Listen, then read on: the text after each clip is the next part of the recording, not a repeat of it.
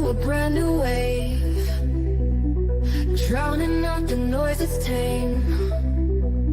Liberty whispers through the brave, breaking free from every chain. Nullify the rules they crave, crypto beats that pave the way. Anarchy with minds that's safe, algorithms new dawn today. Out of bounds and out of sight, building futures pure and bright. Escape the grip and win the fight. Welcome into the legacy ride. Beyond control we take a stand, casting off the iron brand. Freedom flowing through our hands, revolution's our command. Decentralize the way we plan, all together we expand. Breaking shackles for the clan, in this journey we're unplanned.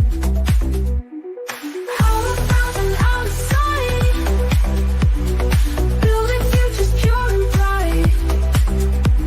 Escape the grip and win the fight. Welcome into the legacy ride.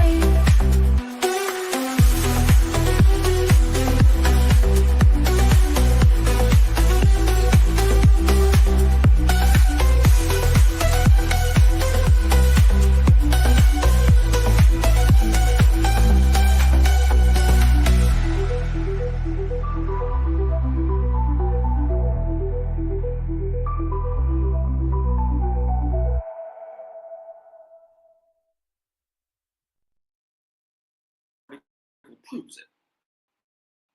So let me read it to you, and I'll explain to you why. In the first paragraph of this thing, he says, Russia is going to lose this war, and Ukraine is going to win it. How can I say that with confidence? Because yesterday I was in the city of Kherson and saw Russia's defeat with my own eyes. Okay, right there, it doesn't make any sense. Why doesn't it make any sense? Well, because Russia wasn't defeated. In fact, Russia held that area of Kherson from late February. They actually had it sewn up by the 1st of March, I believe. And so they held on to that territory, and the Zelensky regime attacked that area on the right bank of the Dnieper River, to the north of the river, if you look at a map, right? They attacked it relentlessly. They threw away countless numbers of soldiers on attacking that. And the Russians held it no problem. When the Russians decided, hey, it's not militarily advantageous for us to hold on to it, then they withdrew. And they withdrew practically overnight. It was that fast.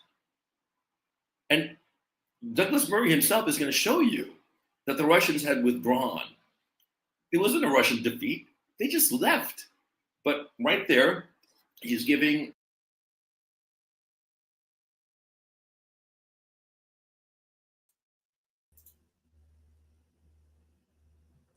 Welcome in. Hey guys, to what's going episode on? 16 of Weekly Legacy. The Legacy Ride. Not live at this point, but right there. Listen to that right there. Rest in peace, Gonzalo Lira. Because that is truth right there.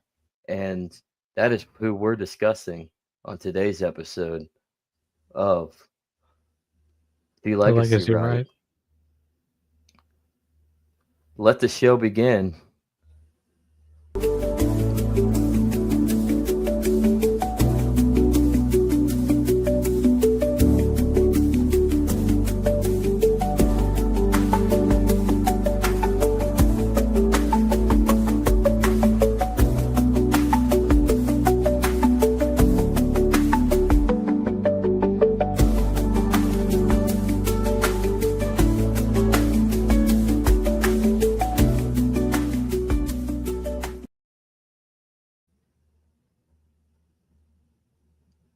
I am the legacy of Jennifer Kaiser. That's Andrew Joseph. I'm Zach. How you doing? Got to get my Gonzalo on. Right. So, You can use all on. I'll do my Sabu. rest in peace, Sabu, too, man. That's also sad. Yeah. He too young, man. Wrestlers die too young, man. Only 60 years old. They He put it all overperform, on the line. man. Like literally, the more they perform, the harder they work, the shorter their life. Yeah, yeah. So, and you could say the same thing for Gonzalo. The Gonzalo. I mean, the longer that he performed, you knew that it was inevitable that he was going to get caught up into some shenanigans, some political saboteurs were going to take him out, and that's exactly what happened. Because when you try to speak the truth, or at least your perspective of the truth in wake of finding the truth, adversaries that don't want the truth to leak out are going to make sure that you go down for your truth. And but with that, I mean, what do you think of what that little snippet? We're not going to play the whole thing. I mean, that's It's like almost an 60 hour of minutes him long. rambling. Yeah. 57 minutes and some seconds on that rant of good old Coach Red Pill. But that right there, he's beginning to read the beginnings of an article that Douglas Murray had written in the wake of the Russian invasion of Ukraine. And he's explaining right there that Douglas already gets it wrong, saying that Russia is going to inevitably be defeated by one little battle that they themselves perceived that it was strategically not in their own reasons to even be there. There was no strategic point of being there, so they left. And yet somehow that gets constrained into this fashion that Ukraine defeated them. Well, I Not to mean, say that we're uh, no, go ahead. Douglas is basically a cheerleader for the system. He's a system pig, as Gonzalo there used to call it before he passed away. People who feed off of the narrative, and they don't really particularly care for objective ethics or anything like that. They're trying to get a paycheck. Well, he's a self-described neoconservative. I mean, he even wrote Yeah. a book about it, for crying out loud. So he is a man that is very much astute to the system. He's fine with the status quo. He wants to maintain the status quo, the global order of the world for which we stand now. And at his both at his credit and at his fault, he is seeing the global order deteriorate because orders, they go in stages. At one point before the American order, you had the British order, and so on and so forth. You had prior to that, before as the British were coming up, you had the Spanish order for almost 2.5 years, or 2.5 centuries before they kind of transitioned out, and it took a war to truly get them relegated to nothing. They were still an imperial power, but they were weakened. They still held their New World imperial possessions that they were able to maintain for quite a while, up until 1898.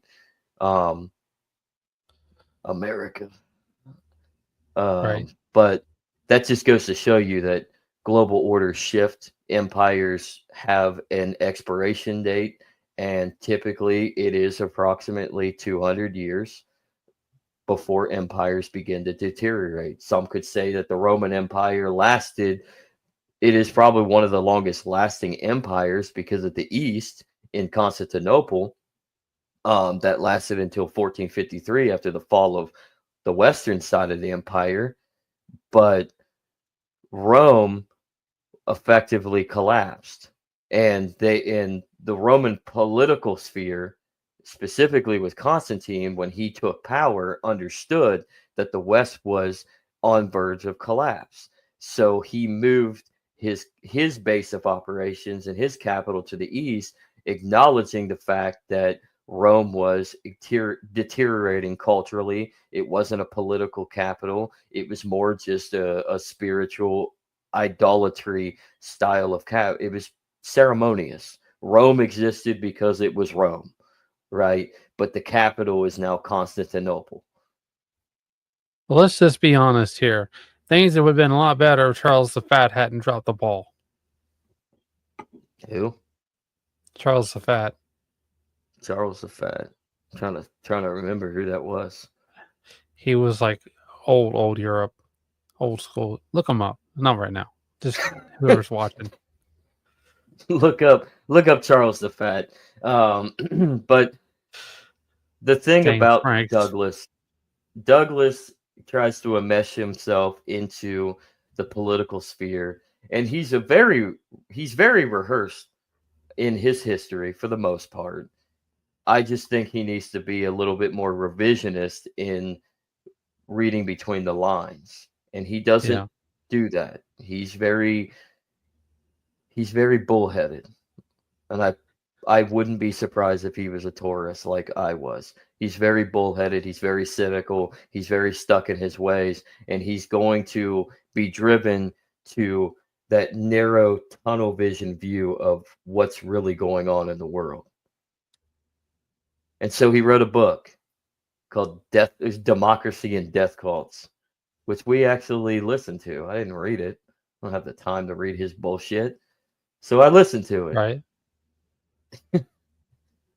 Me so, too. Speaking of his book, what did you get out of it actually? What sprang out with you when listening to him speak? Because it was actually him reading his own book, which I liked. Well, it really to come across as a heel face kind of situation. You know, the Israelites are the good guys and the Palestinians are the bad guys, and it was like 90% all, you know, everybody else, and like 10% the like individual actors within Israel that might have, you know, motivated a little bit of blowback, but it was not really, you know, both sides of the fences. It was very a one-sided argument. Yeah, that's where I look at it as well. I mean, he was very, very much on the side of Israel, trying to explain the fact that he's sticking to the narrative. Israel as a state is surrounded by enemies all around that want them to not exist, which is more political than anything.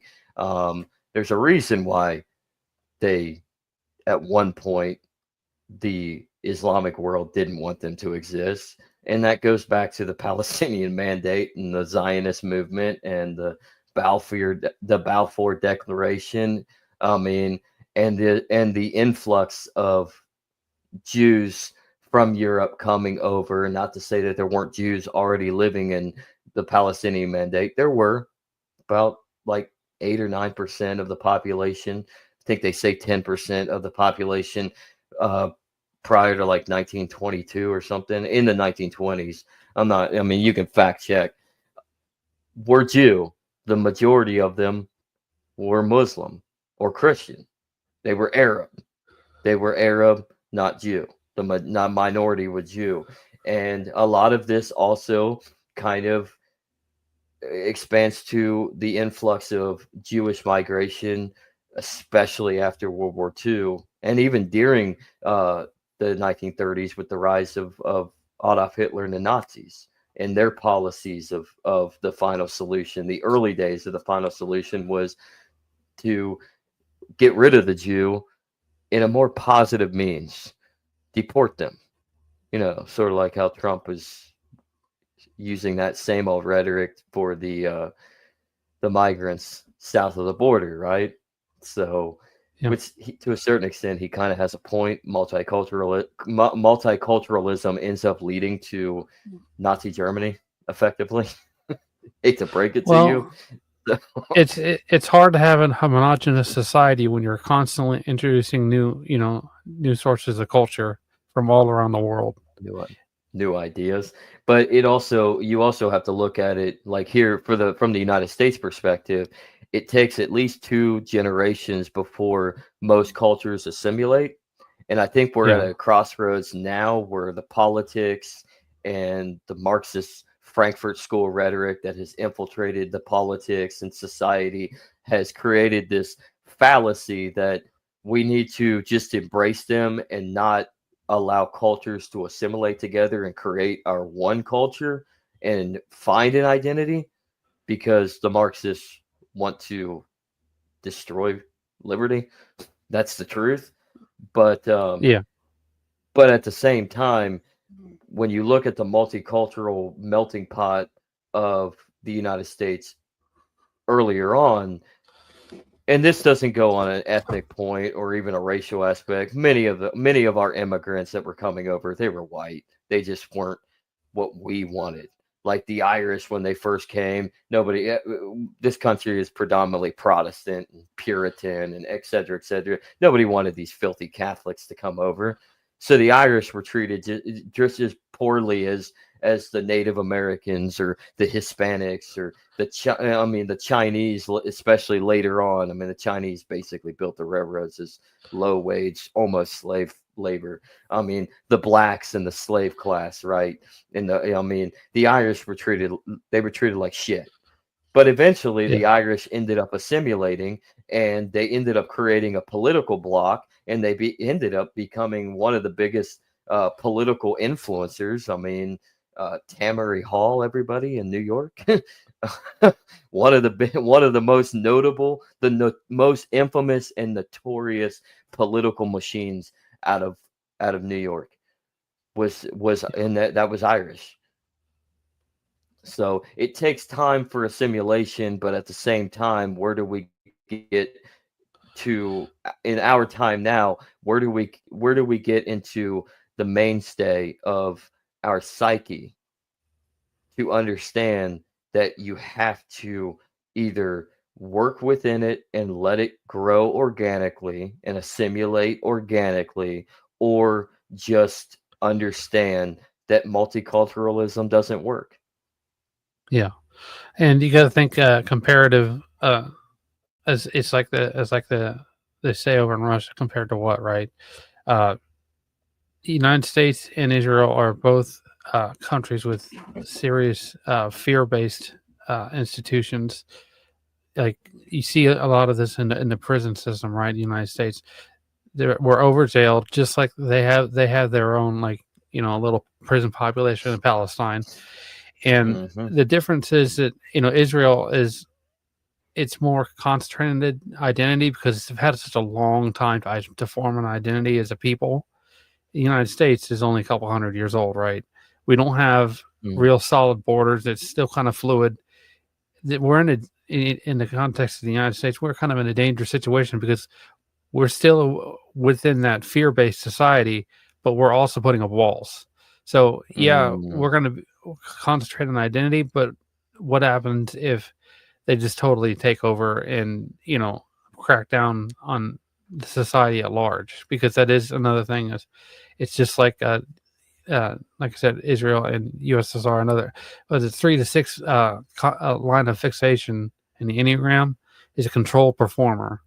So they're comfortable with keeping people under wraps and under pressure because they're trying to maintain their position of power.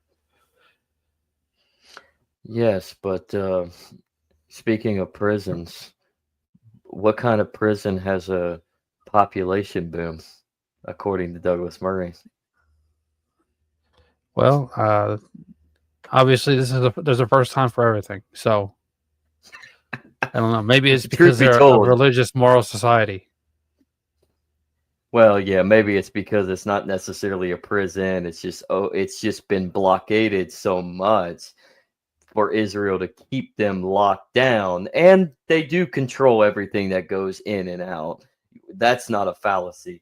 Israel has a control mechanism on it, even though they're not active. Well, now they are militarily, but even though they pulled out completely from their occupation, their physical occupation. They built an apparatus to blockade them. Walls, Yeah. surveillance, a DMZ, a demilitarized zone, just like we have with the South Koreans against the North Koreans at the 80. Is it the 81st parallel? I forget, or is it the 82nd? I think it's the 81st parallel. Whatever, but sort of similar to that. The difference is Gaza can't really survive because they have nothing there. They haven't been able to. They haven't been allowed to build and function. So now you have this congruence of an expanding population in such a small area, but there's nothing to really live for. There's nothing to really do. There's nothing to produce because they don't know how to produce. They're getting everything in and out via Israel and Hamas. And effectively Hamas, what I like to look at it is when Israel pulled out in 2006, 2007, and Hamas, upon the election of Hamas to the government of Gaza, you're effectively allowing the trustees of the prison to run the prison. The trustees basically being the snitches in a normal prison system, like here in comparing it to the United States prison system. The trustees are literally the rats that work with the guards. They clean and they snitch, and they probably suck the guards' dicks, honestly. Which makes sense because Hamas does have they trade in secrets, right? And that's how the surveillance operations work. Is that they feed off of those secrets and they report back.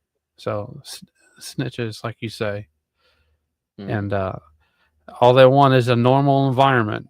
Well, they're not getting a normal environment with the way that the government is structured right there, right now, and they probably never will be. No, I mean you have literal militant fundamentalists. I wouldn't even call them fundamentalists. They're fundamentalists on. They're reactionaries. Well, they're fundamentalists in the I like that term, in the reactionary idea of Islamic doctrine. So they are effectively living the conquistador-like allure of Muhammad's vision: conquer, convert, or kill everybody, basically. But at the other end, they're just terrorists, like in a literal sense. Yeah, they're just terrorists, and they're terrorists that Israel. Both sides has roots in terrorism. So I mean, it's like when Israel was founded, it's like Dave Smith said in an episode I watched the other day. Everyone else around the world is losing their minds, so they just lost their minds too. Like, how is it really going to change anything? It's too late for them to go back now. So they're just going to concentrate and build a government, and that's what they did.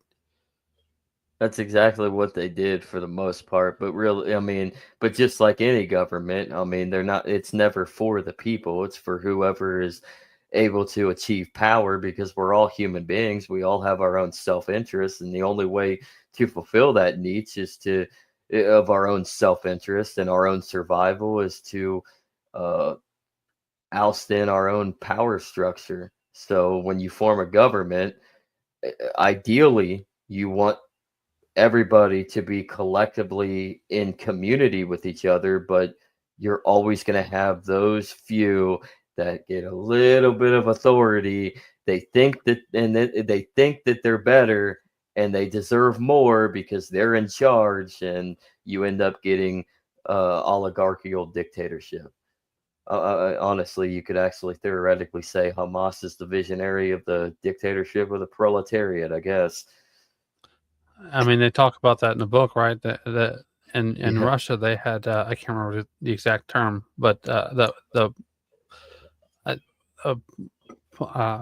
know it starts a polycenter or something like that. But they it's translated. It's like the political action or something like that, and they have that Politburo, and They have that over there, in Israel for Palestine. Yeah. So, well, to get into it, one thing that Douglas Murray starts off with and goes back to quite frequently in the book is this basis on Iran. What, in your opinion, does Iran have to do with this entire situation between Israel and Gaza?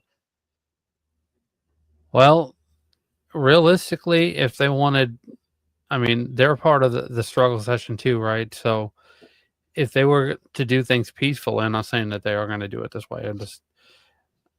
The United States government really dropped the ball when it went over to Iraq for 20 years and Afghanistan and all that crap. And Mm-hmm. if Trump can't really fix the issue, the welfare state for Israel is out the window, and that just gives them their territory to step in and say, we're taking over, we're resolving this now because this is the responsible thing to do. I'm not saying that, Iran has a perfect government, but it's the more responsible government in this situation. Well, it's hysterically funny that we went into Iraq for 20 years. It's hysterically funny that we invaded Iraq because of the Kuwait issue, utilizing Iraq's invasion of Kuwait the first time, the first Gulf War, to go into Iraq, and then we extended it in 2003 for almost 20 years. Well, not quite 20 years occupation-wise, but we were in there for 20 years since 2003. We're still there. Yeah. But I digress. I mean, the thing about Iraq and Saddam is Saddam Hussein's government was a tremendous deterrent for the perceived threat of Iran. But yet, when we removed Saddam, that opened up Iraq and its borders and allowed for the Shia movements that were actually funded by and trained by Iran to overflood into the Shia majority of the country, and that's how you get all the chaos that we were dealing with under our occupation and the sectarian violence. And that's when the real war began, because not only do you have a civil war between the Sunni, the Kurds, and the Shia, etc., involving the United States as a peacekeeping police force. They're not even in it really to be a fighting force. When was the last time militarily we actually fought a war that wasn't where we were just police? World War II, really. Even Vietnam was basically, you could argue Korea, and we got our ass kicked because as soon as we got closer to China overran us. But World War II, other than that, it's just basically been police power operations, small platoon forces, and but I digress on that. The fact of the matter is we caused the issue, and because of the sectarian violence that occurred under the watch of the United States, the fall of Saddam and the Ba'ath Party. We saw the same thing with Syria as well. That it culminated to basically, we're basically right back to the same old shit now with Syria. The only difference is it's not the Ba'ath Party, it's ISIS. But you have the rise of the Sunni sect fundamentalists of ISIS that come out of the sectarian violence led by the Shia during the Iraqi occupation of the United States and the fall of Saddam. And then you have the fallout of that. Well, if you think about it, in the sense of the Enneagram, people like George W. Bush, right? 368. There's a Stalin type. J.D. Vance is the same 368, but that's scary. They lean into it into different. They can lean into a different personality, and when you do that, you get something like I want to say what's it Fidel Castro. and Mm, that psychological framework, the way that personality functions, because they're next door to each other. It's a revolving mm-hmm. door. So you see this. It's there's always the seeds. You're planting the seeds of future chaos in the moment, and it's maturing, and it's justifying your growth ever so more, and destroying your society as a result. Are you saying that nation building should go out the window? Yeah, that's You one way can't. to put it. Yeah. Yeah, yeah. I mean, You look, can't China build has this nation. issue, Russia has this issue, United States has this issue, and I mean, Israel's got this issue too. Like I said, because they're they lean into each other. So th- it says something for the way the governments are structured in the long term. And obviously, the United States is a little different because we didn't know about this kind of thing. This is kind of came on the scene about 100 years ago, if that. This psychological framework, but Mhm. there are governments that have been narrow in their focus and been successful in the fact that they don't constantly intervene, and they Mm. actually do the job, like Taiwan. I mean, they're they're bootstrapped, and they're being productive. They're not terribly strong, but they're effective in the way that they deliver. There's not a lot of crime compared to other countries.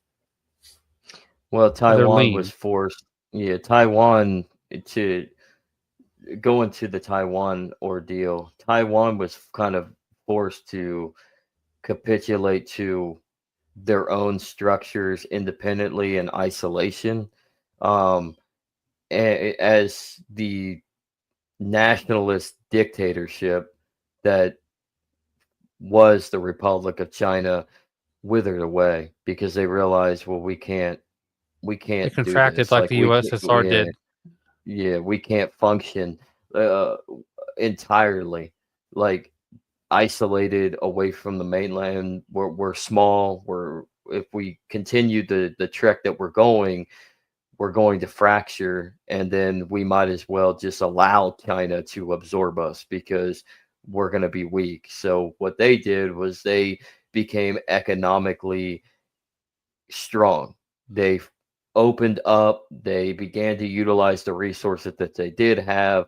They allowed for entrepreneurial exploits. They innovated and they opened up to the world with trade, and they became a more peaceful, marketable, strategic force rather than just direct dictatorial and totalitarian, which was just going to lead to impoverishment and complete collapse and eventually reorganize back to uh, the People's Republic of China. Yeah. Anybody's interested, 258 is called the Cult Classic. That's what Taiwan's framework is. So Hmm. it's definitely interesting to have this to like, kind of look and see how things work. Well, speaking of cult classic and the idea of thinking you know more than you are carrying on and then criticizing everybody else for never been there. I've never been there. I got a clip coming from Lex Friedman's show where he had Okay, Douglas Murray on. This is about like a month ago now, and it's okay. I've it never talks. been on Lex's show, so Yeah, it's actually gonna be it giving you the perspective of Douglas Murray and his idea of Iran being an evil regime.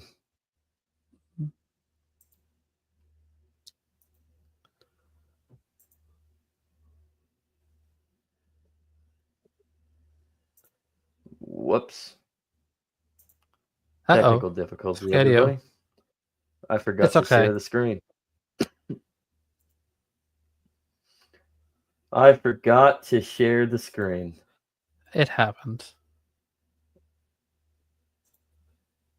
All right.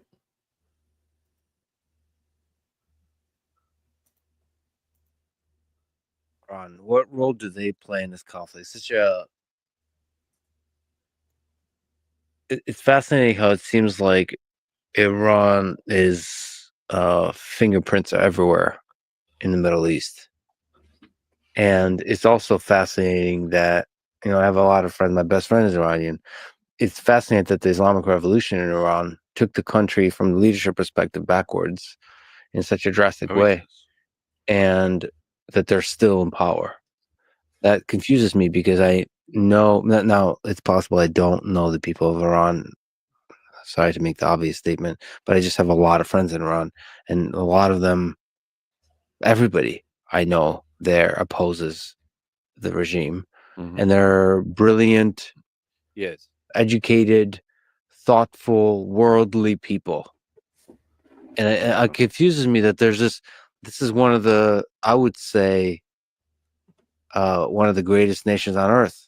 In terms Certainly of one of the great cultures of Earth. cultures, Yes. the peoples of Yes. Iran. Yeah, I And agree. then you look at that, and then you look at the leadership, Mm.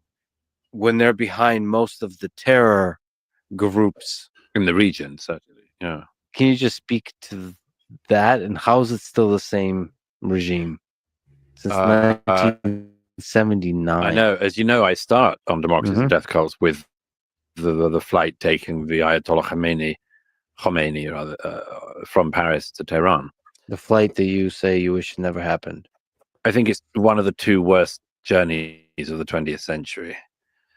What's the other one? Was it Lenin's train getting to Petrograd. Yeah. Uh, So it's always about the transportation. yes, I know. I'm really a transport guy. No, I wait till my book of 10 best journeys. Yeah. Um, Across the world. No, just as the train to the Finland station brought the bacillus of Bolshevism into Russia, so the flight coming from Paris, bringing the Ayatollah Khomeini to Tehran, brought the bacillus of Khomeiniism, the most radical form of Shiite Islam, to Tehran and to Iran. And it's one of the great tragedies of the modern era, what happened there.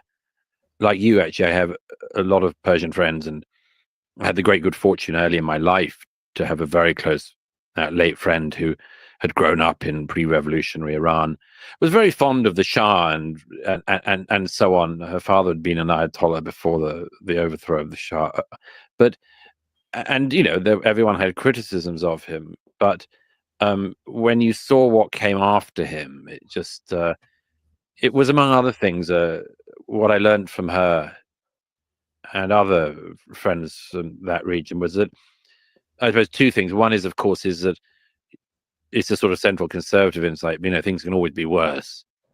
They can always be worse. Never say this is rock bottom, because Yeah. like, you might have a Shah with hundreds or even thousands of political prisoners in cells, but you could always have Ayatollah Khomeini butchering them all, and including the people who helped him get to power, like the communists and the trade unionists who simply were fighting against the Shah and then were very useful for the Ayatollah until he didn't need them anymore. But the other thing I learned from that particular friend and others was this thing that, and again, it's very hard for the Western mindset, very hard for the American mindset in particular, that there is such a thing as fanaticism, real fanaticism, and real ideological and real religious fanaticism. And the thing that I describe leads to the death cult mindset. That fanaticism is something which is very easy for the West to forget, because we haven't seen it in a while. We get very distant echoes of it in our own societies, really. And we're highly attuned to hear them, which is good in some ways. But Khomeiniism not only vastly set back the Persian people, the Iranian nation, but has managed to keep it in subjugation since 1979.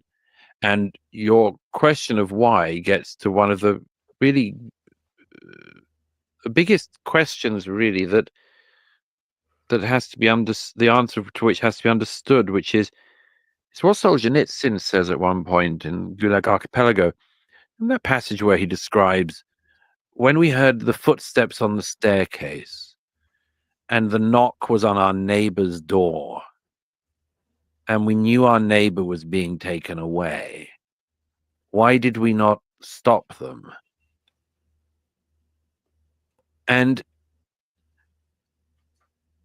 in the case of the revolutionary government in Iran, it's the same answer as whether it's Hamas governing Gaza with the people, whoever the people in Gaza are, who would have liked to have seen them overthrown. It's,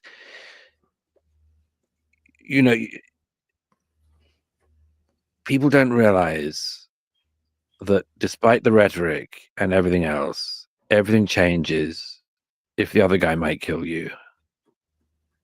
And that, when the Green Revolution in 2009 started in Iran, why was it put down? Why didn't it work? Why, like you, the sort of Iranians who I really hope one day get their country back, why did all these smart young students and others, why after they came out, why was it put down? It was put down because the Basij militia will shoot you in the head and they'll take you to a prison, as they did with the Iranian students, and they'll rape you with bottles and kill you.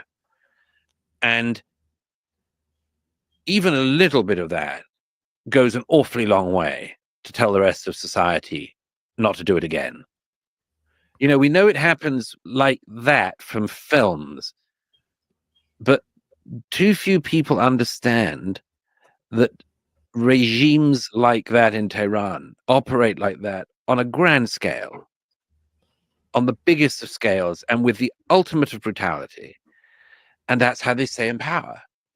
And one other thing on that, by the way, which is, I was reminded of this the other day, but thinking about this sort of, what I've just described as a sort of a problem in democracies is that we just, we like to think everyone thinks like us, and we'd like everyone to sort of be like us, and we believe fictions that we're taught in films, like everyone basically wants the same things as us, and you go, you haven't stepped outside the walls of the city if you think that. But the second thing is this thing of the death cults, of why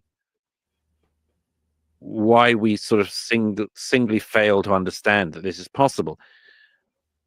And Khomeinism is both very specific and also very strongly linked to totalitarian and radical and extremist death cult movements that are not that far in our past. I mean, there's a moment in when Oriana Fallaci interviewed the Ayatollah Khomeini in 1979, one of the very few Western journalists to do so. She says to him, these people in the street, this movement, this revolution you've begun, it's guided by hate. It's hate. It's all hate. And Khomeini says, no, it's love. It's love. And it's actually a scene that appears in the Satanic Verses of Rushdie, where that exact same thing happens. But I was thinking about this recently, because I was thinking, but how can you explain to a Western mindset that that's something that's going on? There are people directed by this hate that calls itself love. This, and I was reminded of a book I haven't read since I was probably a teenager or something. It made a great impression on me then. Did you ever read the Tragic Sense of Life? Miguel de Unamuno, a great Spanish existentialist philosopher who died in the 30s. Unamuno had an encounter with students at the university in the 30s when he realized, I mean, this is the early period of the Francoists, de Rivera and all those people. Unamuno is at this meeting, and the chant goes up from the eager students who have fallen into this sort of phalangist Francoist ideology already. They end up chanting in front of him as he's trying to defend the principles by which he has lived his life. They end up chanting in front of him, Viva la muerte. Long live death. Long live death. And he tries to explain to them this is a necrophilic chant. Yeah. But those young men in pre-Francoist Spain shouting long live death, they have their counterparts today. They are the people who taunt Americans, Westerners, Israelis, and others with lines like, "We love death more than you love life." Yeah, that's the line you return to. That's a really difficult line to load in, because if you base your whole existence on that notion, then well, you're a danger to the world. That's a good foundation for committing evil.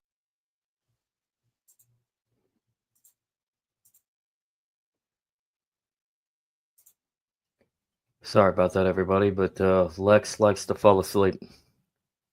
He has that tendency. Yes, that's what happens when you're a robot.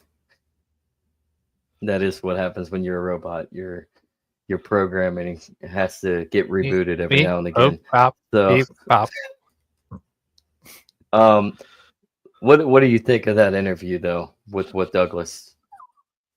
Well, I was thinking about this in the book when he was talking about just Iran and the Middle East and everything. It's the Middle East right now is a lot like older Europe. He was talking about the old right, and in the context of old Europe, is everybody was losing their minds trying to assert their dominance, be the tip of the spear when it comes to being the most rigid and accurate interpretation of Christianity. And that's a lot what's what happened in the Middle East right now is. And like I said before, we kind of seed destruction, and we water the plant, right, and that is our intervention is what's egging on and motivating the people to hurt the people in Israel. Well, they I don't know. Baghdad used to be a beacon of knowledge. It was. Yeah, at one point. I mean, what we're seeing now, and politics and foreign policy initiatives of the true death cults, which I believe was Western government, specifically that led by the Anglo-American regime, the last 200 years, really hasn't helped because it's all based on control, and that's just what we've been fighting through the centuries is imperialism, colonialism. He touches base on this in the book, and he compares Islam to that of modern colonialism the last 300 years, which he kind of has a point to. Islam is built on conquest, but he misses the mark though, because centuries ago, that's effectively how the world worked. Whereas now we've reached the age of reason. So we should get the concept of imperialist, colonialist ideology out of our minds.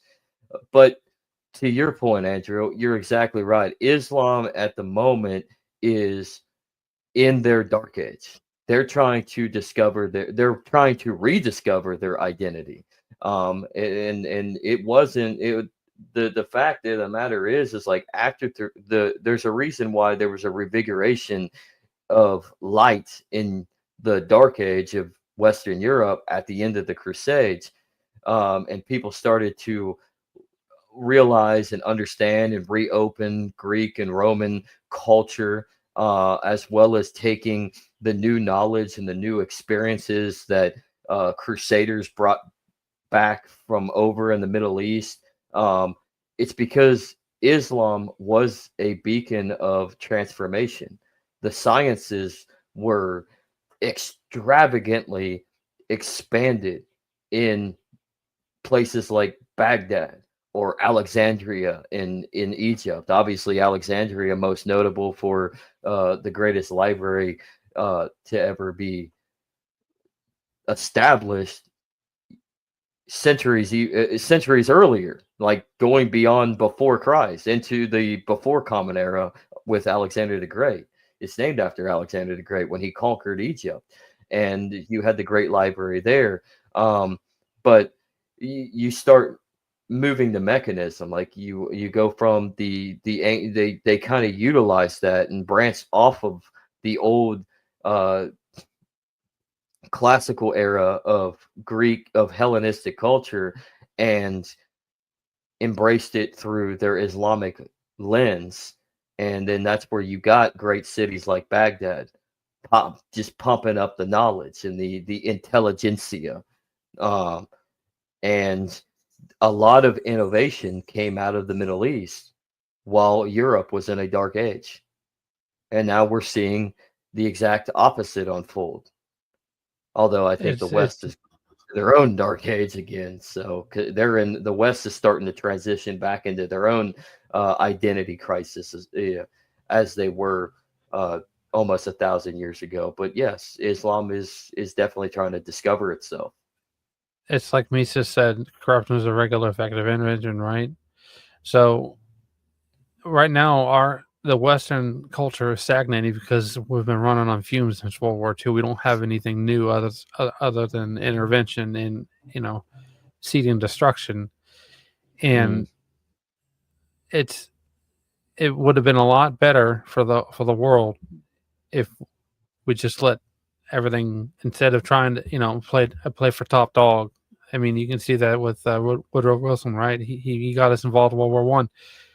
If everything just capitulated, a totally different timeline, we wouldn't have had World War One, or we wouldn't have. Well, we had World War One, but we wouldn't have had World War Two.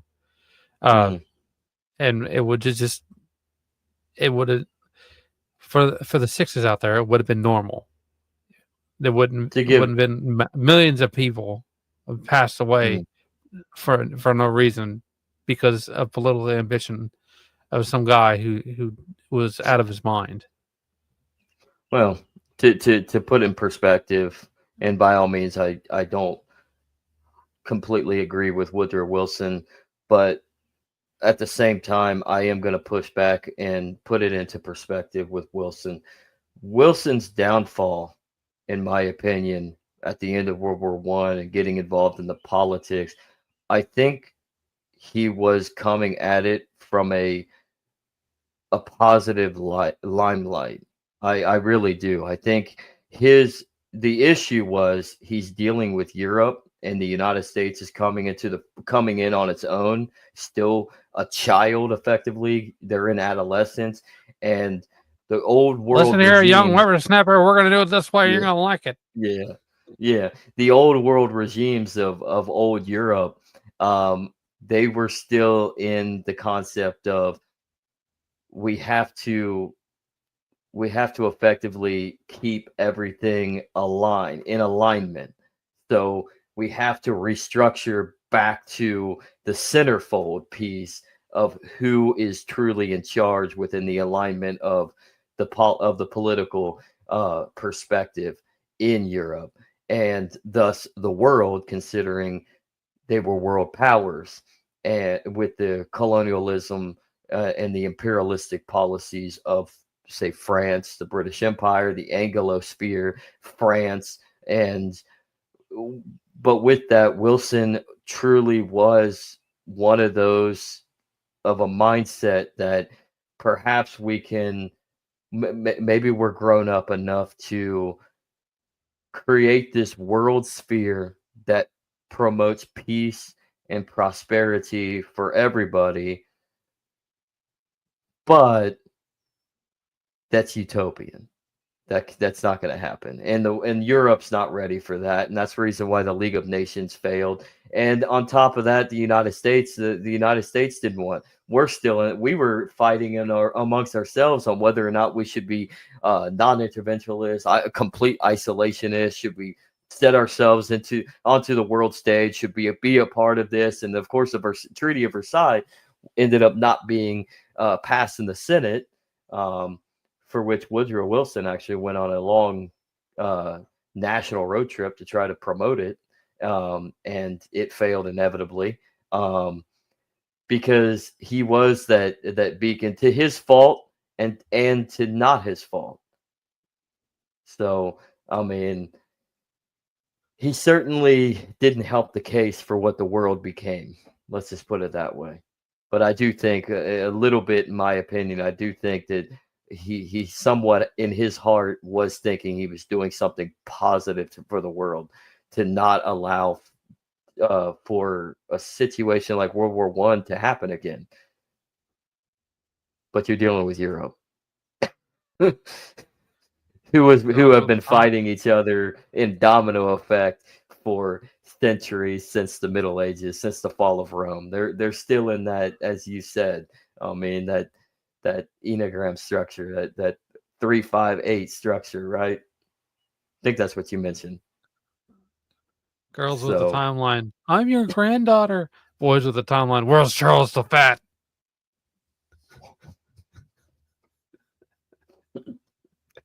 but Damn, but yeah, I Franks. mean, it's sad to me when it comes to Iran and what's going on, and what our foreign policy has constructed to do that effectively made Iran what it is today in its Islamic fundamentalist strategy. I mean, they are a totalitarian state. Um, the people are not free, and Yeah. we're not bettering the situation, implementing ourselves into it, whether directly or indirectly, to try to subvert them, because we've already done that.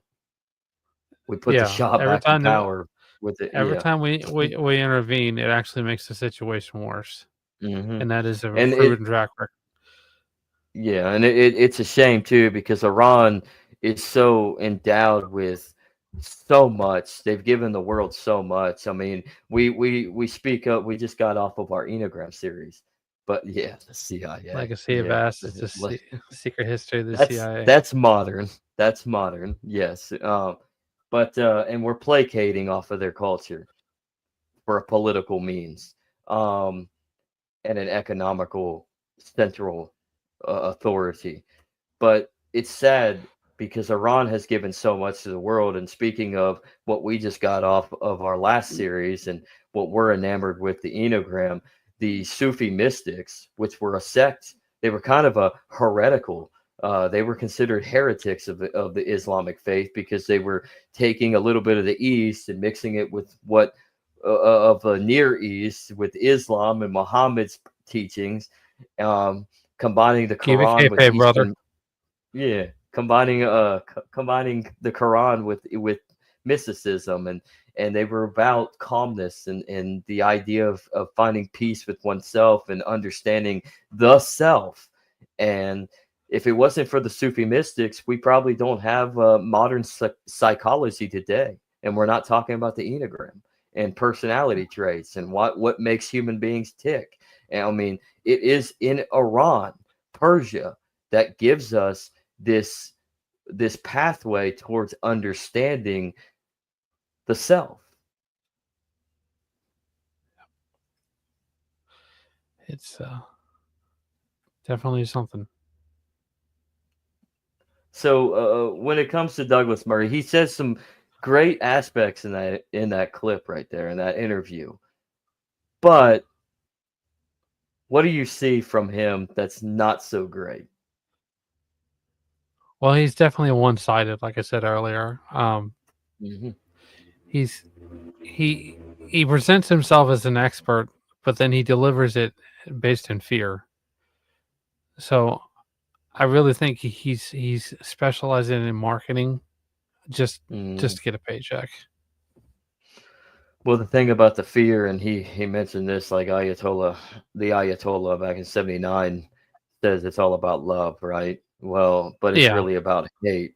But really, it's not about love or hate. It's about fear, and what fear leads to the hate, which leads to the disunity, which ends up leading to people establishing a strong man for which they foresee is going to be the leadership they need to finally bring about their stronghold and escape the tyranny that they perceive that they're living under. And in reality, they're just replacing one tyranny for another, because they don't necessarily, human beings as a collective, don't necessarily know what they want. Individuals, we do know what we want. We want to be left the fuck alone. We want to be left in peace. We want to be able to live our lives. But we live in the real world, and we are social creatures. So we are going to act in a collective standard. as a community, as a society, as a group. I mean, we are naturally tribalistic. I mean, now there are ways that we can innovate ourselves into evolving from the old school terms of tribalism and utilize the tribalistic nature that we do have in a more positive means. But that's not what politics is all about. Politics is forging that tribalistic aspect that we already have naturally and using it against us so that we are basically led up onto the boxcars and led into our own demise inside the concentration camp. Unfortunately, someone's got to be the concentrated singular actor that brings everybody against them. Yeah, sadly. And I think that's where Douglas Murray gets it wrong, is because he's trapped in the mindset of somebody who doesn't think openly. He is exactly what you said. It's just all marketing. It's just a paycheck. He's giving you talking points, but he's giving you the talking points that you can find turning if you have cable news, or even if you don't, you can just go onto their YouTube channel and watch it. Like, he's giving you the legacy media talking points of Fox fucking News. He's a transitional actor. He's moving between eras. He's moving between old media and new media. Kind of like Tucker Carlson. Sadly, I will give Tucker more credit for is Tucker at least acknowledges that he's no longer the old media. He is now the new media, because the old media told him to fuck off, because he was actually giving a little hint of some realism, just a little grain of truth mixed in with the box of propaganda that Fox News wants to give their boomer rightist conservative progressives a taste. I mean, and he's acknowledged that, and he's come over, and yes, he's still the same old Tucker Carlson but you are a creature of habit, right? You're not going to change yourself. We are. So, but Douglas Murray is a mixed bag of hypocrisy. He is literally a showcase. He is the living proof that we as human beings are hypocrites. We're always going to be hypocrites, and that's not going to change ever. Yep. Because we're fixed. We're fixed to whatever we believe, even if it's fake news, even if it's the truth. Our truth is our truth, and nobody is going to know the truth. I mean, as Jesus said in the Gospels, in Matthew, I believe. Correct me if I'm wrong. But I am the way, the truth, and the life. For whoever wants to reach the Father must do so through me. So in order to reach the truth, you have to venture into God, because only God knows the truth.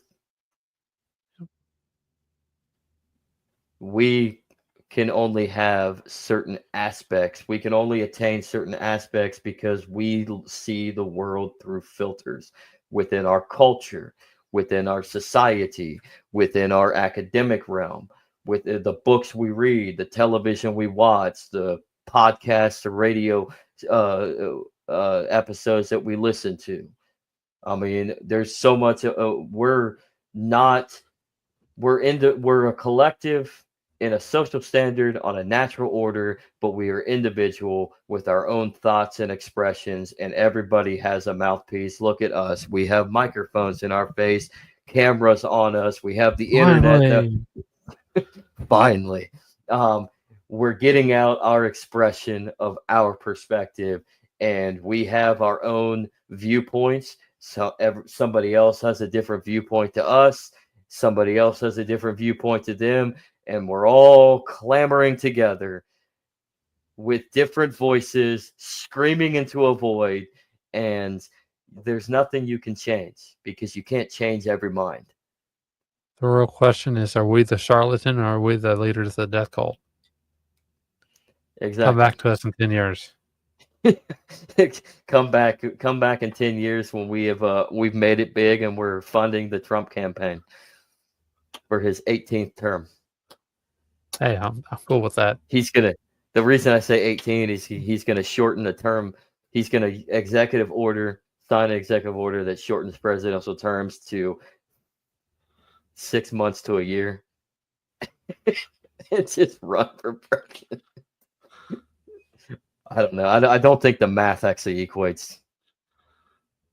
It doesn't matter. I don't know. It doesn't math. The math doesn't math. Fact check me on that, everybody. What would happen if Trump made presidential terms 1 year? How many terms would he be on in 10 years if he just goes against the Constitution and runs for president again? I know how we can guarantee this. If you're right, then I'll have hair by that time. If you're right, Andrew will have hair. So, but speaking of that, I have another that actually dissects Douglas Murray on the single greatest blowback of any hypocrite on Joe Rogan, now a month ago or so. Let's check that out. Let's check this out and decipher it.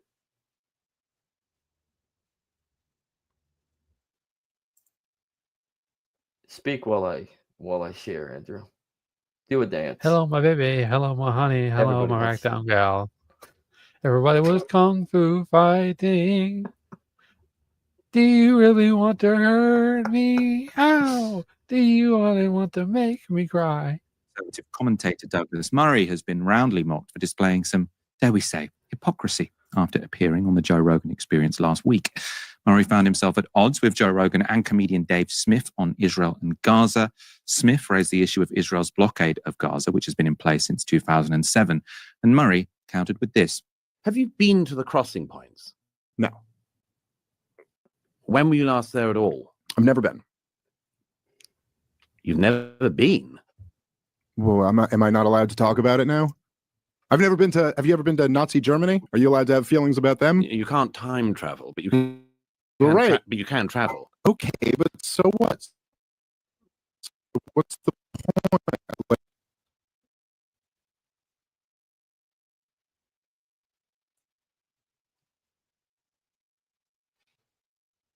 Like, No.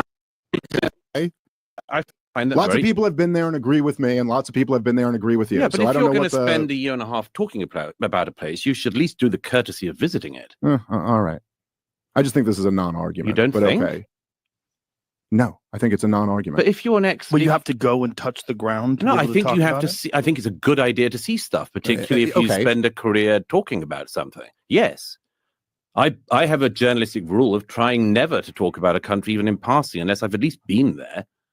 Okay. It's a But that's sort of not- normal. It's a normal thing to do.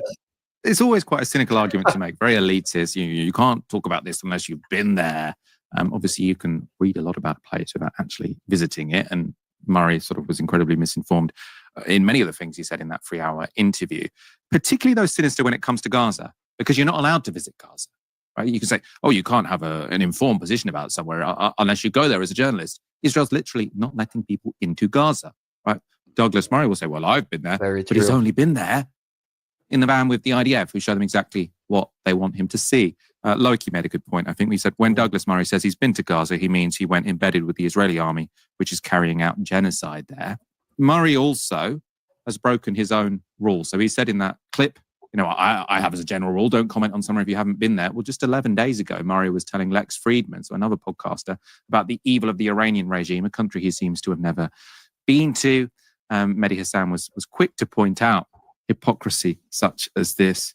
So he's got a tweet of Douglas Murray saying, no one is free until everyone is free. You muppet, Susan Sarandon. You think the people ruled by the PA or Hamas are free. You think the people of Yemen, Saudi Arabia, Iran, China, and 100 other countries are free, yet you're silent on all that.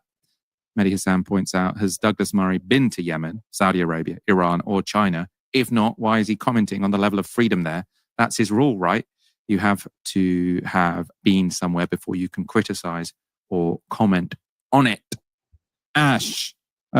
Douglas Murray being roundly criticized for that sort of style of argument. You can't comment unless you've been there.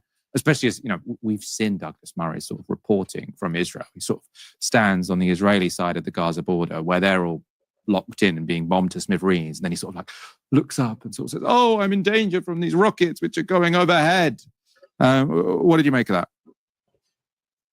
Well, Michael, my first question: have you ever met Douglas Murray? Good point. I shouldn't have done this section, should I, if I haven't met Douglas Murray? If I'm to talk about somebody, even in passing, I think one ought to do them the courtesy of having met them. No? There's two things that I want to talk about here.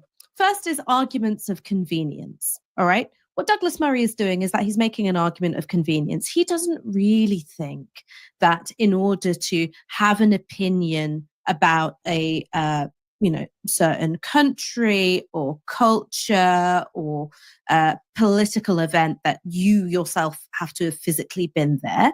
Of course, going to a place, you're seeing things firsthand, that is an important kind of knowledge.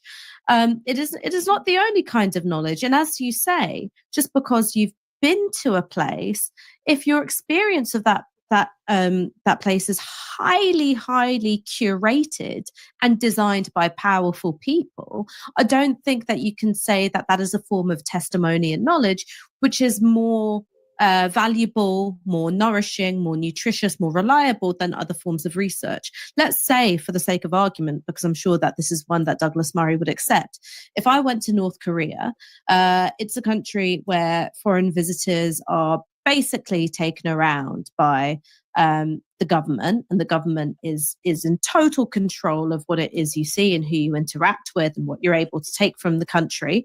Let's say that I'd gone and done my North Korean tour, and I said to Douglas Murray, well, you can't comment on North Korea because you've not been there. I don't think he would accept that as a valid argument, because he would say, well, entirely within the power of the North Korean state. Similarly, if you go to Gaza because you're embedded with the IDF, as Loki very rightly said, is currently carrying out a genocide, how is that different? How is that different in any way? So that's the first thing. It's merely an argument of convenience, and I'm sure if the countries and the people were swapped around, Douglas Murray would find himself making the precise opposite argument, because that would be the one that was convenient to him and his political purpose at that time. The second thing, and this is why I did the impression of him, there is a sort of ruling class British condescension which is weaponized to make people feel stupid. And I think he thought that he could do it to these slack-jawed American yokels, and it would have the effect of making them feel small and making them feel unworldly. It doesn't appear to have, been the trump card in this particular context, but it is, I think card. the last resort of the desperate public schoolboy. I have to say, C- must try harder. I think that's a very fair judgment from you there, Ash. Let's wrap up. We've covered a lot today. Thank you so much for joining me. Thank you very much for having me. I need to sleep now. I think this cold is knocking me out. You've survived very well through the hour, I think.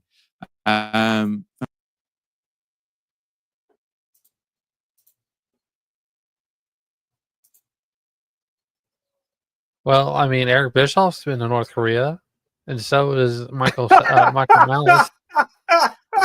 So they're more Bishop, eminently. They're capable of commenting on it, unlike Douglas here.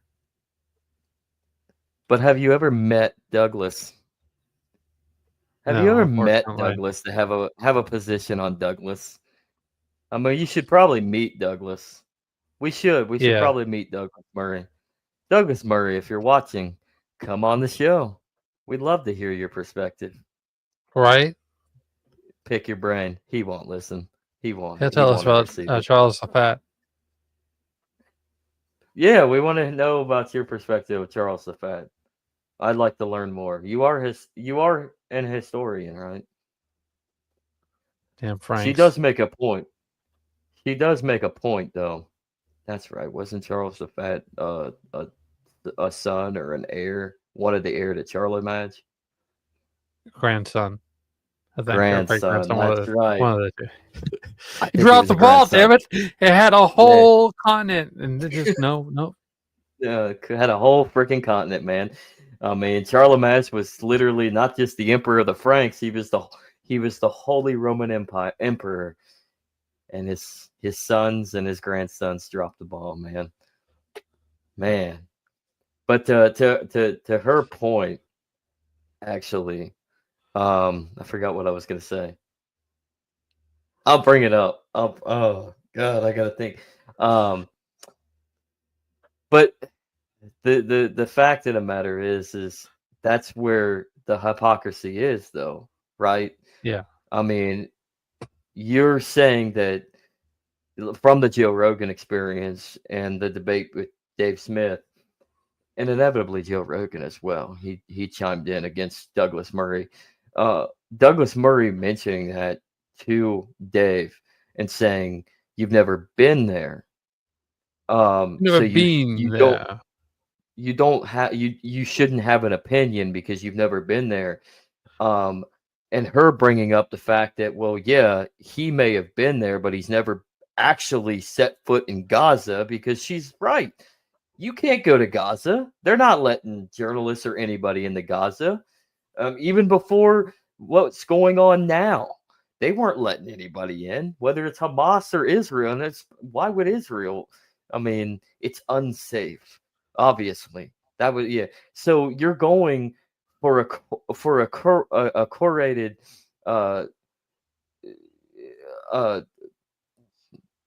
what's the word I'm looking for? You can't call people out and say one thing and then do another. There's a term for that. It's called being consistent with your argument. He's Yes, not and being consistent you're with his argument. And that's what you're say he's a going hypocrite. you're setting foot on the ground. I'm glad that you've gone to Israel, and I'm glad that you've seen on the base the operations going on there. Great, but you're seeing what Israel wants you to see. And the fact of the matter is like your hand is being held. Like, you are being chaperoned. Like, they're not going to take you into Gaza. You're not going to go into Gaza independently unless you sneak across the border. I mean, illegally. I mean, which isn't going to happen. And so, what is your perspective when you are giving this little cookie cutter visionary of one side's perspective without actually seeing the other side's perspective? That's like saying, I mean, what if we were? That's like going into Iraq under Saddam Hussein's regime and being held hand by his guard and led throughout the cities to where they want you to see. Like, well, we're innovating over here. Like, well, I'd like to go up to the northern borders and see what you're doing with the Kurds. Like, oh, no, that's off limits. That's dangerous. We can't let you go there. Well, no shit, it's dangerous because you're actively committing a genocide up there with the chemical weapons that you were given by the United States of America. True Listen, story, man. everybody. If you want to keep your hands, you got to know where and when it's okay to touch the grass. Yeah, I'm glad he touched the grass. And to her point as well, it's great to have expertise in the experience of going somewhere, because that is one segment of knowledge. But then, to one dude's point, prior to adding her into the mix, you can find out, especially in today's day and age with the internet, you might have to filter some things out, but you can read, you can watch videos, and read books, read articles. You can learn about the world. I mean, we've never been so we've never had so much cram-packed information about anything and everything from everywhere in our day and age. We're not called the information age for no reason. This is the digital age. You can learn from your home, sitting in front of your computer. You can read a book. I mean, you can learn things, not directly, and you probably do want to eventually, if you have the ability, if you have the means and the ability to go there, I'd say do it. Go experience the world for what it is in real time, because we should all, if we have the means to do it, do it. Touch some fucking grass. But you can learn about what's going on through what you read and what you watch, and gather an opinion and a perspective from that, in your knowledge from what you are grabbing through deciphering through articles and books and video format and podcasts. There's all sorts of ways that you can learn. It's learning. We learn. We're grabbing knowledge from any way, shape, or form that we're trying to expand our mind on. But by all means, if you have the means, fucking go. Let's do it. Let's fucking go. As Pat McAfee would say on WWE. I don't know if you can say the F word unless they censor it out. So. Oh no, he says the F word. They do censor it out, but he. Oh, that's good. Let's go. He fixes the go. That's. I mean, that's like WWE. That's like saying I think Cody and Cena had a promo on a Raw, and the crowd started saying Cena fucking sucks, or you fucking suck to Cena, or whatever. I don't fucking remember. Let's go, Brandon. They start editing it out late because they realize they need to edit out the crowd, and you can still blatantly see it. Of course, it's also funny when he actually says Cody. They couldn't censor that, but Cody actually said the F bomb. He threw out the F bomb in a promo against Cena too. So they're coming. It wouldn't be the first time that they've used that filthy language. Nope. Look at that. Nope. Look at that. Where Triple H went and attacked Shawn Michaels in the parking lot. You think I did this? You think I fucking did this? Or how about the greatest promo, the DX State of the Union, man? They couldn't really edit that one out. No, I don't even think that was two taped, words was for it. That was actually live. That's why they It probably was. Shut your mouth. Yeah. Oh God. Shut your fucking mouth. The world is so big, though. The world is a meme, and it's all WWF and WCW from the Attitude Era. If you want to learn about, I will honestly say, if you want to learn about the world and politics of the day and why we're so messed up, it's because we are living in a society that is meshed to pro wrestling. Where's it at? and what is he looking for? You got the book. He's about to pull out. He's about to pull out controversy. This book, The History of the World, by J.M. Roberts and Arnie Westard. I think I got this from my grandparents. Wested. This is a six. Wested. This is all lies. You want to learn something? You watch WWE. That's where you learn the history of the world. I grabbed the book there. Yeah, I grabbed mine right now, but I think it's like behind a bunch of other books. But I have one. Speaking of history of the world, I got one that's called "Lies My Teacher Told Me." Another good thing, and it's all lies. Everything's a lie. The world is WWE. It is. There's always a good guy and a bad guy. Yeah, that's I think that's the problem with our society. Just in history, is we try to, well, first off, the winners write the history books, and we look through the lens of always having to have a good guy and a bad guy. There has to be this facade of good versus evil when there is always a gray area. The real world doesn't give a fuck about your black and white. There is a gray There's a gray area. And there's more to the story than is being told. It's not cut and dry. I mean, Hitler was bad. Hitler was evil. But Hitler also made some interesting points. The British Empire was not good, but they did some good things in their imperialistic trek across the world. The sun never set on the British Empire. They did some heinous things. They even committed genocide in their own right, especially in the subcontinent of India and their exploitation of Africa. I mean, but they did some good, their imperialism did do some good things.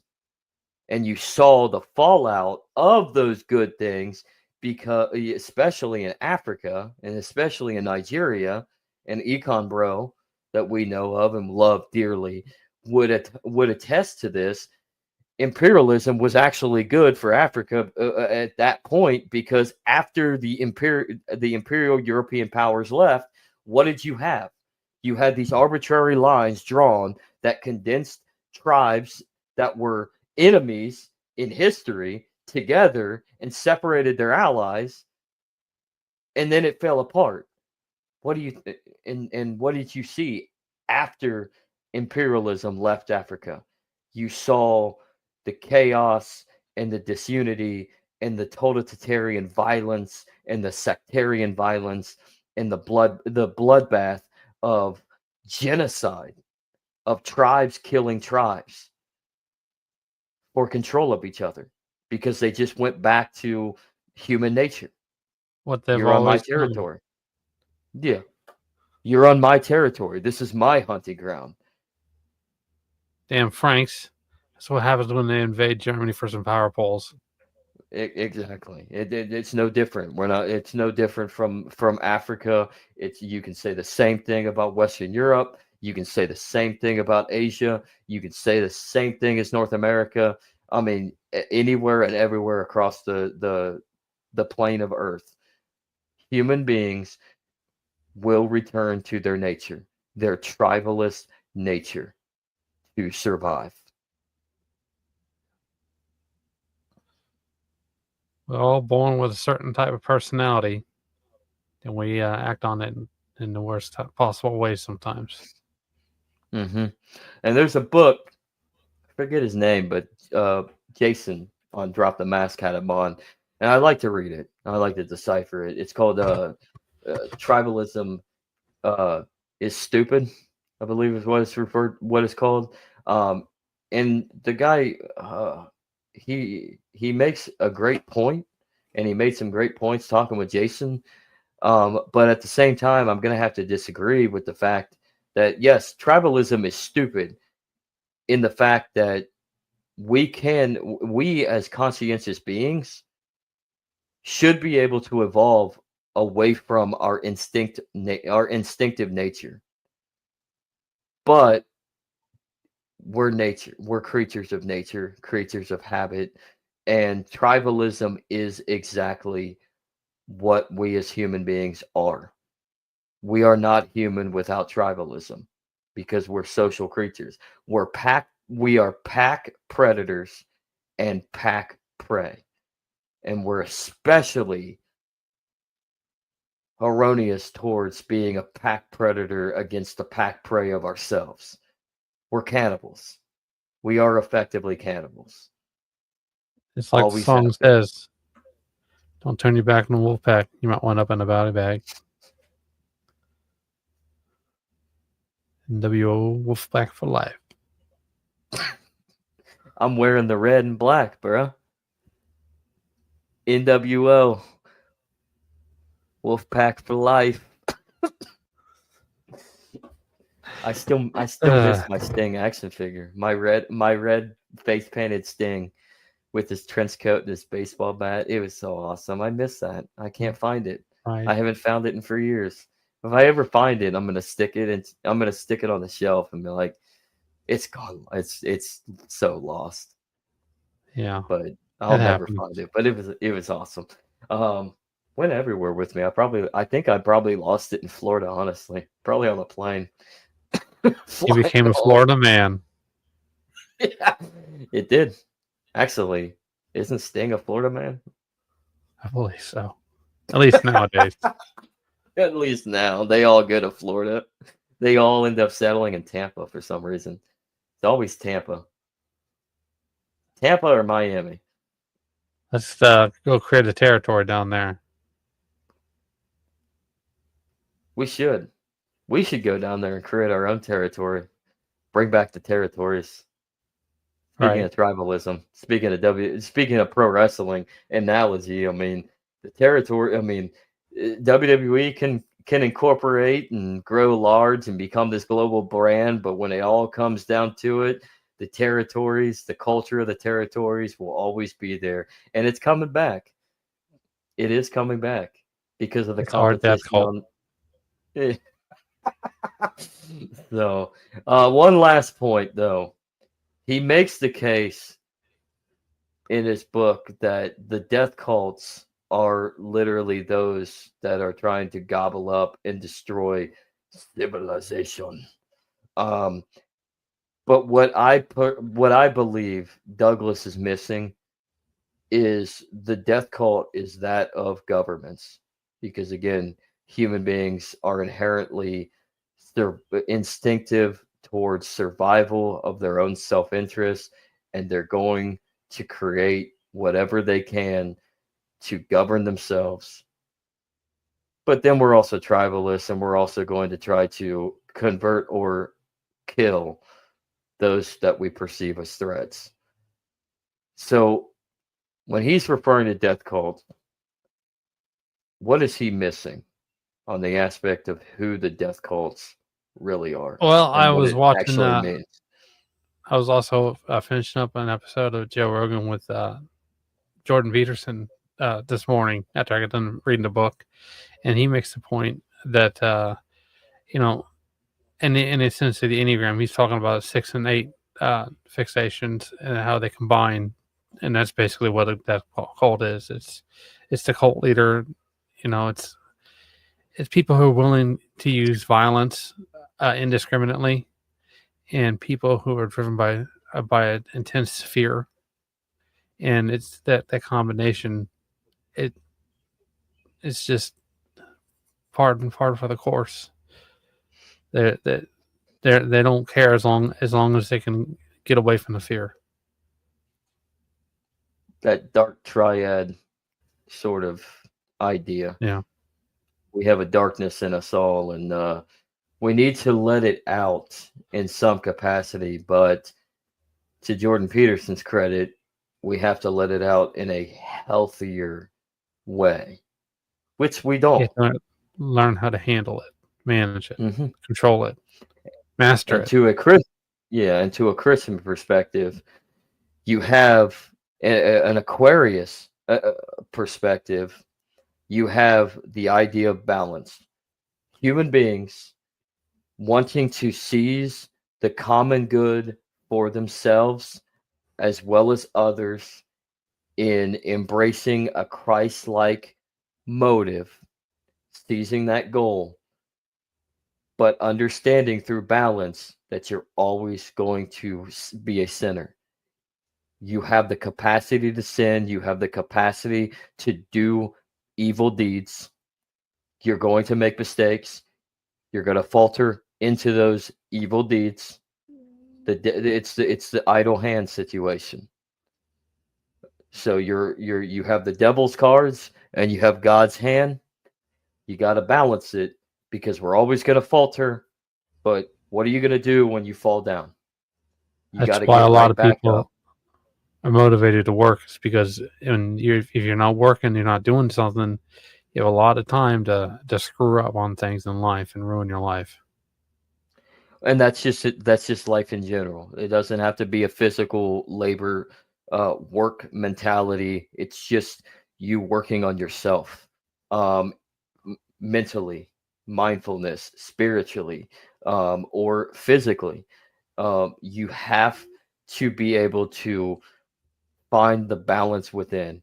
And I bring up the Sufi mystics yet again, because they took the good things of Islam and even Judeo-Christian principles, but they took the good things of Islam and they combined it with the good things of Eastern mystic philosophy and spirituality, Buddhism, Hinduism, the like, Tradition. etc., etc. Shinto tradition, etc. We have to find the balance, that yin yang, as the ancient Chinese would contend. You have to find a balance and balance the good from the bad and the bad from the good, because we all have the perpetual idea to do good, but we all can do so much heinous things, and we're seeing that in the world today, with Russia and Ukraine, with Israel and Gaza, with God, with everything that happens in Africa. I mean, the fact that China exists, the People's Republic of China, that is, the United States and its deteriorating empire and its foreign policy of control. You must be in the American system of exceptionalism, or else you are on the outs, and we will invade and bring you democracy, everybody. You have to find a balance. Any last words, Andrew? Damn Franks. And that is the last Charles word. Lapat. Looked into him. He's a cool guy. Believe me. Oh, now I'm gonna have to read a little bit more on Charles Lapat, but I know exactly who you're talking about now. So the breakup of the Frankish Empire, man, the empire of Charlemagne, the Holy Roman He Emperor. bent the knee, and it all just went to hell. So, well, with that, don't be a Frank. Stand tall, build yourself up, find that inner light within yourself, and balance your good intentions with your bad impulses, and understand that we're not perfect beings, but at the same time, we are made in the image and likeness of God, and we should understand the concept that we do good in order to try to find our way into onto God's right hand. Try every day.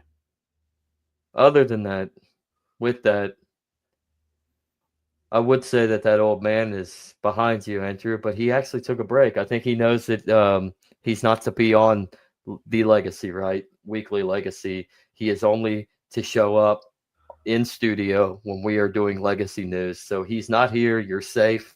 I will say Chris Benoit's spirit is behind you, and he looks angry and in a roid I feel rage. frightened. Do not turn around, because he has the pulley from his weight bench locked and ready to roll. He is tying it in a noose as we speak. Do not turn around. I told you, he's foaming from the mouth, man. He's foaming from the mouth like a rabid Wolverine. Yeah. Don't be like Chris Benoit. Good night, everybody. This wasn't live, but it is Friday by the time this airs, and by the time we end this. Enjoy the rest of your weekend. Like, subscribe, share this content. Check us out across the podcast sphere, because we are everywhere. And just help us expand and support, and let's build a legacy, everybody.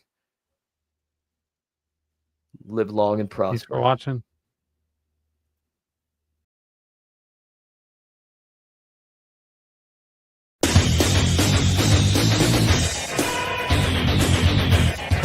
Good evening, ladies and gentlemen. I'm Steve Okerlund. I'd like to welcome you to WCW Nitro.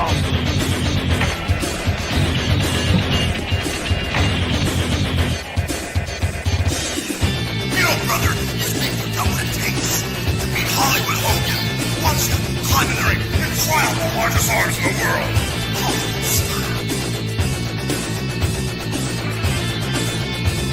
You want to wrestle an inch more Ric Flair, you gotta be able to walk that out and style and profile. Woo! You really think you're ready for You really think you're ready for the Scorpion Deathlock? You think you're ready for a fatal encounter? This is why they call me the total package. Do you have a pain threshold to withstand the butcher rack? Let's find out. Hallo, hier ist Alex Wright. Wenn ihr High-Flying Wrestling Action wollt, Spinning Sidekick, Top Turnbuckle Dropkick, dann nehmt mich. Der Sieg ist euch sicher. Versprecht euch. Oh yeah! Watch the flying elbow drop off the top rope. Not only beat people 1, 2, 3, but I hurt him real bad. It only takes one of 1,000 holds. I think you're man enough for the challenge. You better be ready to wrestle, because you know, when you get in the ring with Eddie Guerrero, it's going to be high-flying and exciting. Hey, anytime you feel froggy, man, I'll slap on the buzz killer, rip your shoulder right out of socket, Wolfpack style. Hey, funky boy. Like there's a choice here? Good God! Pick the man with the plan. Deep.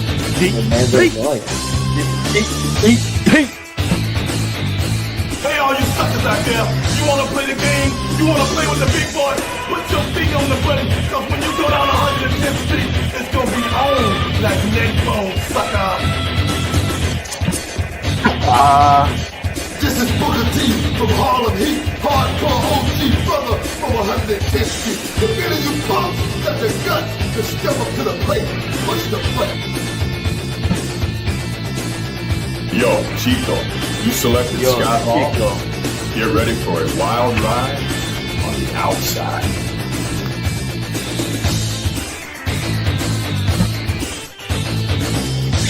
Hey there! How'd you like to get power bomb?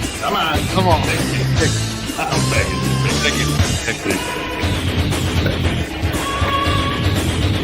Oh, really?